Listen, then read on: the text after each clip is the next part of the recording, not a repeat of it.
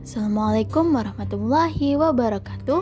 Halo teman-teman, perkenalkan nama saya Tanti Dwi Astuti, NPM 50202111. Saya dari kelas 4E, Prodi PGSD. Baik, di sini saya akan menjelaskan tentang perubahan dan perbedaan kurikulum dari tahun 1947 sampai dengan kurikulum paradigma baru. Baik, sementara itu saya jelaskan dulu tentang kurikulum. Dalam Undang-Undang tentang Sistem Pendidikan Nasional Nomor 20 Tahun 2003, Pasal 1 Butir 19 disebutkan kurikulum merupakan seperangkat pengaturan dan rencana mengenai tujuan, isi, dan materi pelajaran serta cara yang digunakan sebagai pedoman kegiatan pembelajaran guna mencapai tujuan pendidikan. Nah, untuk perjalanan kurikulum Indonesia yaitu pertama, Rencana Pelajaran tahun 1947. Kurikulum pertama yang lahir pasca kemerdekaan adalah kurikulum 1947. Perubahan arah pendidikan lebih bersifat politis. Dari orientasi pendidikan Belanda ke pendidikan nasional, fokusnya cenderung pada pembentukan karakter yang merdeka dan berdaulat hingga sejajar dengan bangsa lain. Yang kedua, Rencana Pelajaran Terurai 1952.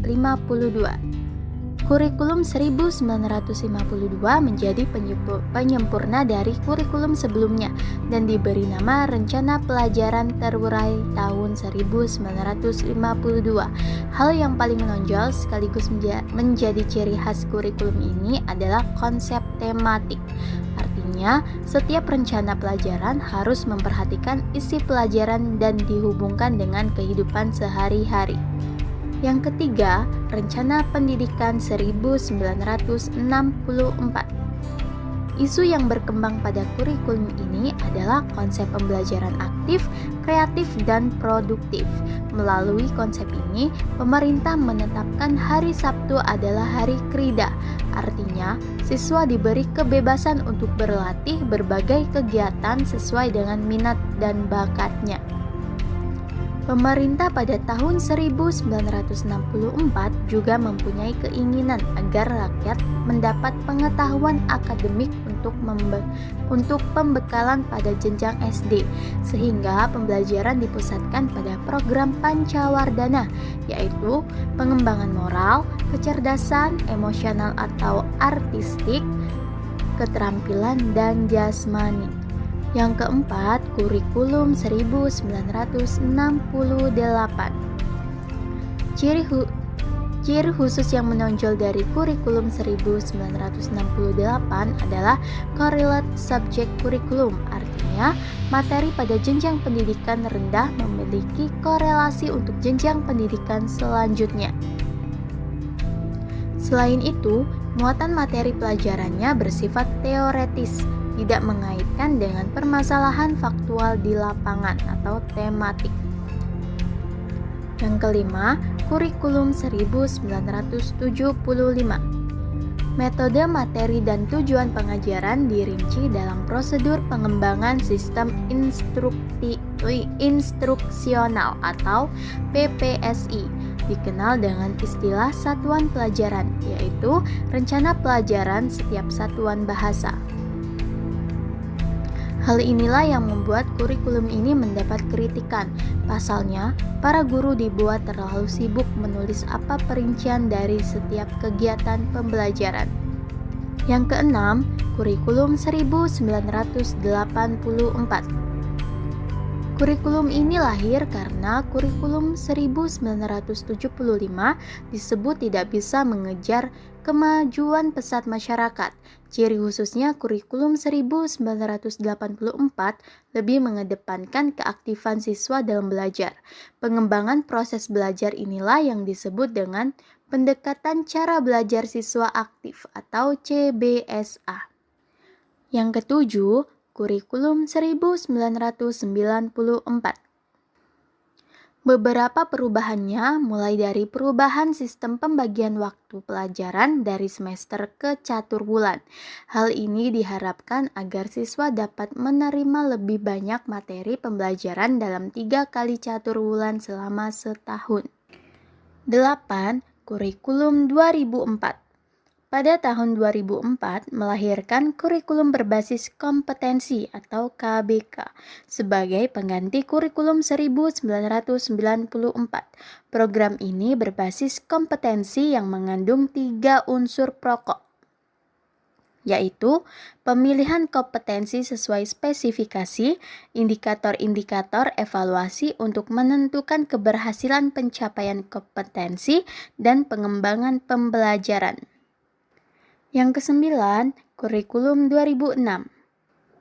Kurikulum 2006 yang biasa dikenal dengan kurikulum tingkat satuan pendidikan atau KTSP dan diberlakukan sejak Undang-Undang Nomor 20 Tahun 2003 tentang Sistem Pendidikan Nasional yang kemudian dijabarkan dalam Peraturan Pemerintah Nomor 10 Tahun 2003. Secara umum, tujuan kurikulum ini adalah untuk memandirikan dan memberdayakan satuan pendidikan melalui pemberian kewenangan kepada lembaga pendidikan, sekaligus mendorong sekolah untuk melakukan pengambilan keputusan secara partisipatif. Ke-10, Kurikulum 2013. Kurikulum 2013 lebih menekankan pada pendidikan karakter. Implementasinya, pendidikan karakter diintegrasikan dalam seluruh pembelajaran pada setiap bidang studi. Selain itu, kurikulum ini menekankan pada pembentukan sikap spiritual dan pada kompetensi inti 1 atau KI 1 dan sikap sosial pada kompetensi inti 2 atau KI 2. Cirinya khusus kurikulum ini yakni penilaian berbasis pendidikan karakter, pembelajaran berbasis tematik, dan guru sebagai fasilitator. Artinya, guru dituntut untuk memahami karakter peserta didik agar dapat memberikan kemudahan belajar bagi mereka. Yang ke-11 yaitu kurikulum darurat. Kurikulum darurat merupakan salah satu pilihan yang dapat diambil oleh satuan pendidikan yang melaksanakan pembelajaran jarak jauh atau PJJ untuk jenjang PAUD, SD, SMP, SMA, dan SMK dengan menyederhanakan kompetensi dasar.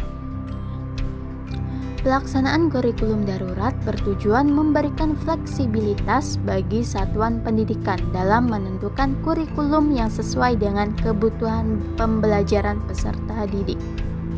Yang ke-12, kurikulum paradigma baru.